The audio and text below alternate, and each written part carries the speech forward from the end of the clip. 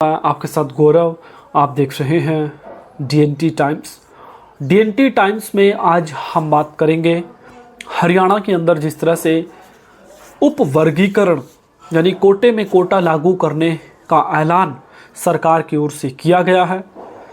हरियाणा के अंदर जो सरकार बनी है बीजेपी की, मुख्यमंत्री नायब सैनी के नेतृत्व में, उसने पहली कैबिनेट मीटिंग में ही कोटे में कोटा लागू करने का ऐलान कर दिया है। यानी कि अब हरियाणा के अंदर अनुसूचित जाति के भीतर दो ग्रुप हैं, एक डीएससी यानी डिप्राइव्ड शेड्यूल कास्ट और दूसरा ओएससी यानी अदर शेड्यूल कास्ट।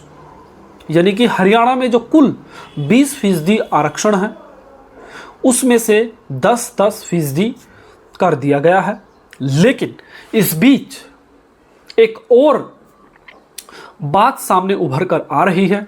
हरियाणा के अंदर दरअसल डी नोटिफाइड ट्राइब्स की 25 से ज़्यादा जनजातियां हैं और जो बुद्धिजीवी लोग हैं, जो सामाजिक न्याय की बात करने वाले लोग हैं, वो चाहते हैं या उनकी ओर से भी यह बात रखी गई है कि हरियाणा के अंदर कोटे में कोटा अगर लागू होता है तो ऐसे में 2 की बजाय 3 कैटेगरी बनाई जानी चाहिए। तीसरी जो कैटेगरी होगी वो एक तरह से मोस्ट डिप्राइव्ड शेड्यूल कास्ट हो सकता है या फिर डीएनटी के नाम से ही वह कैटेगरी हो सकती है। इसकी क्या वजह है? दरअसल सुप्रीम कोर्ट की ओर से 1 अगस्त को जो फैसला आया है, उस फैसले को अगर आप पढ़ेंगे तो आप पाएंगे कि जो डी नोटिफाइड ट्राइब्स हैं, अगर आप उनको एक तीसरे ग्रुप के तौर पर रखते हैं तो जो सारी बातें, जो एलिजिबिलिटीज़ आप कह सकते हैं, एक तरह से जो कंडीशंस उसमें रखी गई हैं कि किस तरह से कोटे में कोटा लागू किया जा सकता है, वो सभी कंडीशंस डी नोटिफाइड ट्राइब्स पर लागू होती हैं एक तरह से। क्यों? क्योंकि जो डी नोटिफाइड ट्राइब्स है उसका जो करैक्टर है वो जो दलित, अन्य जो दलित जातियां हैं उनसे बिल्कुल भिन्न है। डी नोटिफाइड ट्राइब्स के बारे में आपको बताएं कि 1871 में इन लोगों पर क्रिमिनल ट्राइब एक्ट लगा दिया गया था अंग्रेजी हुकूमत के द्वारा।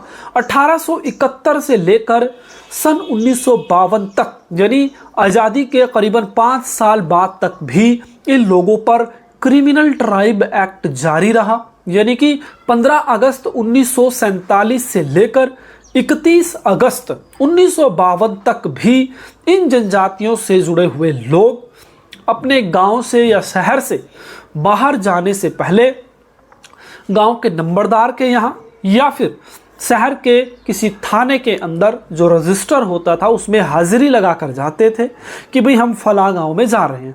इसी तरह से जब वो वापस आते तो फिर से उसमें उनको दिखाना होता था कि हम आ गए। एक तरह से इन जनजातियों की जो मूवमेंट थी उस पर नज़र रखी गई आज़ादी के 5 साल बाद तक भी।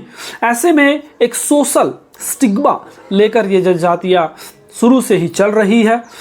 दूसरा, जो शैक्षणिक आधार है, जो सामाजिक आधार है या फिर राजनीतिक आधार है, उसमें भी ये जो जनजातियां हैं, ये दलित कम्युनिटी के अंदर हरियाणा की अगर हम बात करें तो सबसे हाशिए की जनजातियां हैं, सबसे निचले तबके, नीचे स्तर पर एक तरह से आप इनको कह सकते हैं। शिक्षा के, सामाजिक और आर्थिक और राजनीतिक आधार पर तो बिल्कुल नगण्य एक तरह से रिप्रेजेंटेशन इन जनजातियों का दिखाई देता है। तो ऐसे में सवाल उठ रहे हैं कि अगर हरियाणा में कोटे का ऐलान तो खैर हो ही गया है, अगर सरकार, अभी नोटिफिकेशन आना बाकी है, ड्राफ्ट तैयार होना बाकी है, ऐसे में जो तीसरा ग्रुप है उसकी भी चर्चा होनी चाहिए। हालांकि इस बीच चमार जो महासभा है उसने भी इसका समर्थन किया है। चमार महासभा ने कहा है कि अगर वंचितों को